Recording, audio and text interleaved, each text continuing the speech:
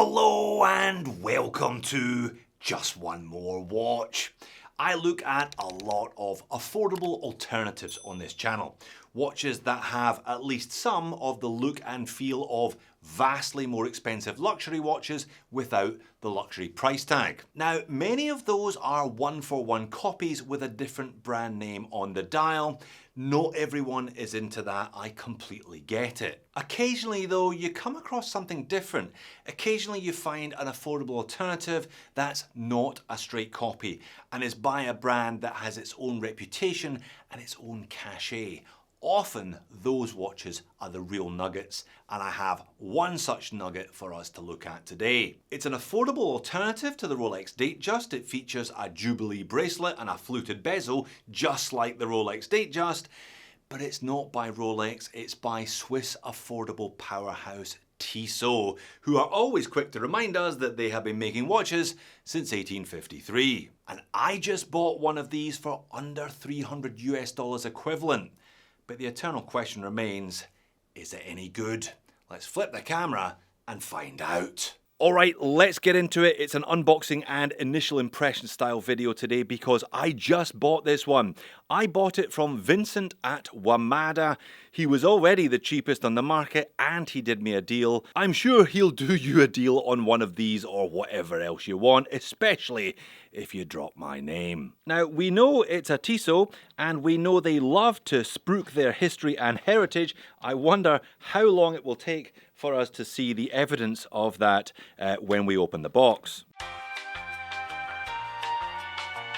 About 3 seconds. Tissot Swiss watches since 1853. Packaging is not too bad actually, especially considering the modest price tag, although I will always miss the old Tissot packaging that used to concertina out, had the factory on it, had all those secret compartments, etc. Never mind, they changed it about 5 years ago and I'm guessing will not be changing it back, and there is the Tissot Ballade. Now, if you are roughly ages with me and from the UK, you might remember this atrocity, the Honda Ballade. If so, please put it out of your mind because it will undoubtedly taint your impression of this watch. So $585 is the RRP here in Australia for one of these. That pitches this one beneath the PRX quartz.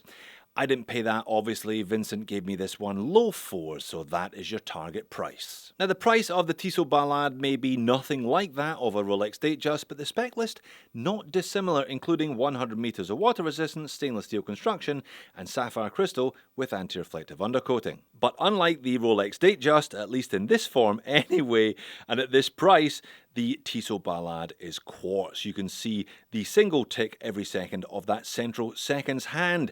If you are a quartz hater though, do not worry. All is not lost. Tissot just announced this very Wimbledon-esque Roman numerals version of the Ballade with a COSC certified version of the Powermatic 80 movement. You're not getting one of them for $299 US though. These are €1,000 plus. Now that's still a damn sight cheaper than the Rolex, but not as cheap as this one. And there it is, peeled and revealed. Initial impressions then? Well, it may look a little bit like a Rolex, but it don't feel like a Rolex. It feels very much like a watch at its price point. Look, I've got a lot of respect for Tissot. I've got a lot of respect for what they do at or around this price. Every year I do a Christmas gift guide and every year I include a quartz Tissot on that list. I love the fact that for well under $300 you can buy a quality watch from a Swiss brand that has been making them since 1853, but you do pay a little bit for that brand name, for that history, for that heritage, and for the fact that it has those two words either side of the index at 6, Swiss made. If you're alright with that though, I still think the Ballade has plenty to offer. Decent size too, so 40mm in diameter, 8.5mm thick with a 47mm lug to lug, 20mm between the lugs, tapering down to 18 at the butterfly clasp, 100 meters of water resistance from a push-pull crown. We already saw from the hang tag, sapphire crystal with, well, maybe a little bit of anti-reflective undercoating. The movement in this one, we know it's quartz, we know it's an ETA because the Swatch Group own both Tissot and ETA.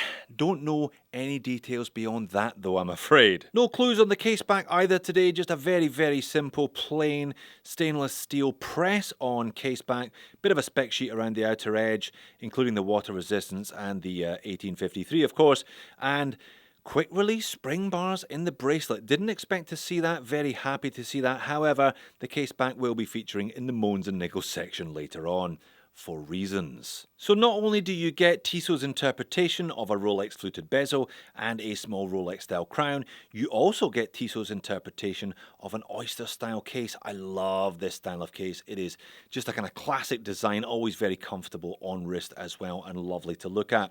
High polished sides, you can see my reflection there clearly, but brushed upper lug surfaces. Now the bracelet has a combination of brushed and polished because it is that kind of Jubilee style, but leading to a butterfly clasp in this case, again the brand name and the date. Now the links, I had to remove 2 full links and 1 half link. They rather nicely, rather conveniently do give you 2 half links, so you're kind of obliged to wear it loose with a butterfly clasp anyway, but not as loose as you might have done had they not given you those half links. Dial in hands, and I will chuck in some macro footage here as appropriate. Tissot have gone for this really rather striking kind of radial grooved sunburst effect.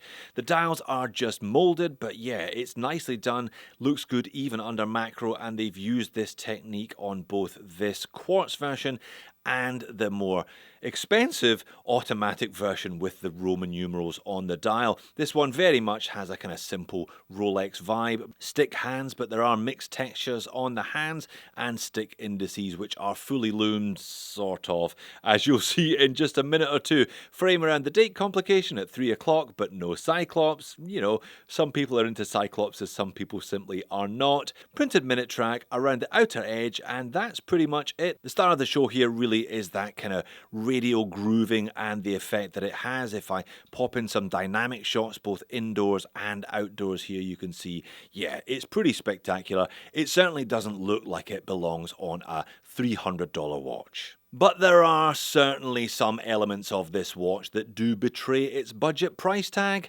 such as the lume. I wasn't disappointed by the lume because I knew it was going to be shit.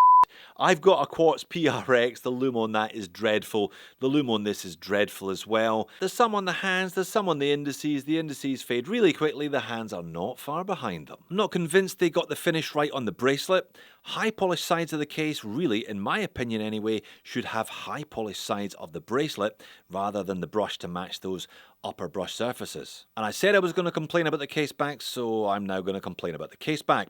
Press on, which I've got no great problem with, but there's no lip, there's no obvious place where you can get a lever underneath to pop it off, and it's the same with my PRX. Hence why my PRX battery has been dead for a number of months now. Look, most people who buy this watch won't really be enthusiasts, they won't really be tinkerers, they'll just take it to the local shopping mall and pay $20 to whoever it is that does the battery swaps, and he is hoping that whoever does the battery swaps doesn't hack up the case back trying to get it off.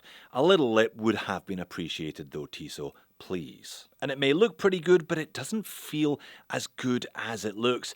Here it is on my 7-inch wrist. I reckon there's a bit too much dead space on the dial. Maybe they could have done something more substantial with the branding, possibly put another line of text underneath the pinion.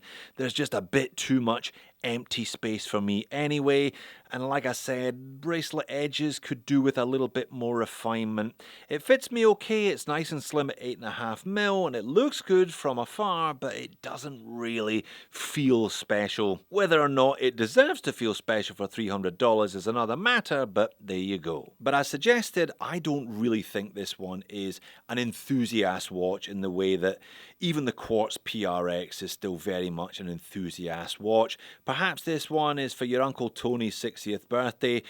And like all good quartz Tissos, it will see out your Uncle Tony. No offence, Tony, I don't wish you dead. I just know how long these quartz Tissos with sapphire crystal and stainless steel last.